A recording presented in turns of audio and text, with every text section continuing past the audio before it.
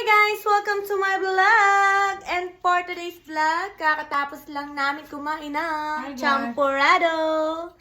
So, nagluto pala ngayon si Aimee ng champurrado. So, ayun. Natakam sila ngayon sa maalat na pagkain.